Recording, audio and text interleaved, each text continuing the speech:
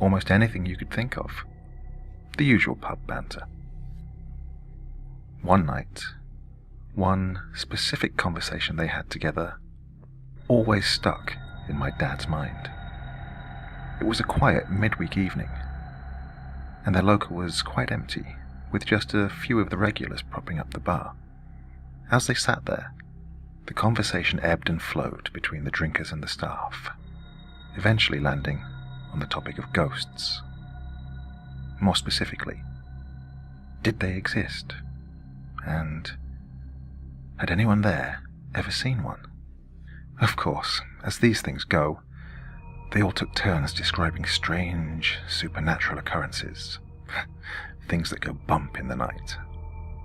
All of the stories were the same, in that they were second-hand in nature. The accounts were of friends, family, and acquaintances who had encountered the paranormal. But no one there could claim to have seen a ghost themselves. Well, no one but for the schoolteacher.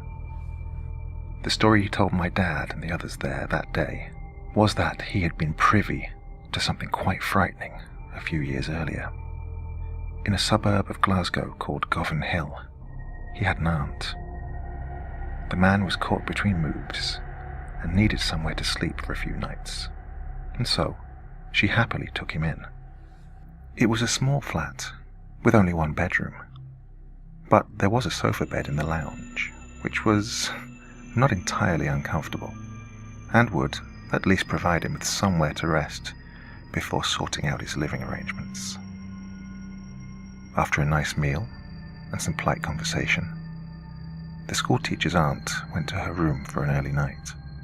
He was tired and hoped to get to sleep soon enough as well, and, after pulling out the sofa bed, switched off the lights and closed his eyes. Quickly, he fell asleep.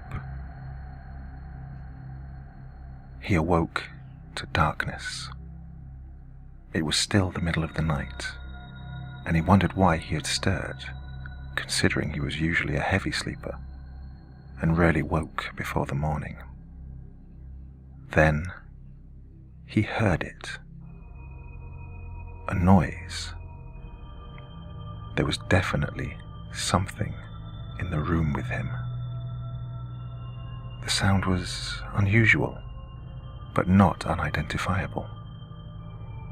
It was not unlike someone breathing, quickly followed by a sharp inhalation, which the schoolteacher could only describe as a sniffing sound. Readying himself to get out of bed, turn on the light, and see what was causing the unusual noise, his eyes now adapted to the pitch black. While no details could be seen, the breathing and sniffing noises began to edge closer to him.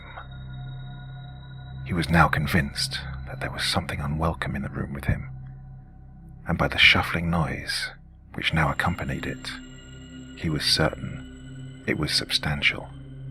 Of course, he was panicked. Part of him wanted to rush into his aunt's room and barricade the door.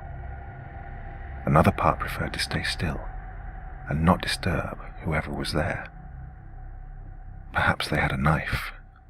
The thought of some burglar stumbling around in the dark with a blade only made him more apprehensive. He decided that he would lay there quietly and bide his time. Maybe the housebreaker would just take something and leave without altercation. But then, what of his aunt? Had she been hurt? Then, a warm, moist breath blew across his face as someone leaned over him. Trembling, he reached out his hand instinctively, touching something cold and damp hovering only inches away. He knocked over a table as he made his way to the door, tripping clumsily and landing on the floor with a painful thud. The schoolteacher's aunt found him in the hallway, dazed, yelling for her to get out of the flat. She seemed strangely unafraid, and after switching on all the lights, showed him that the place was quite empty, including where he had slept. Calming his nerves with a drink and a snack, she sat him down and explained what she believed had happened.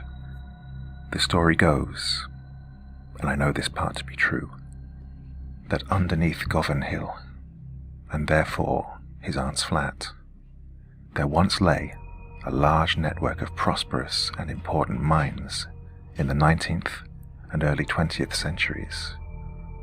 While they had been the site of many unfortunate cave-ins, gas leaks, and accidents, the aunt was convinced that she had often heard in that room the noises of those who had lost their lives down there.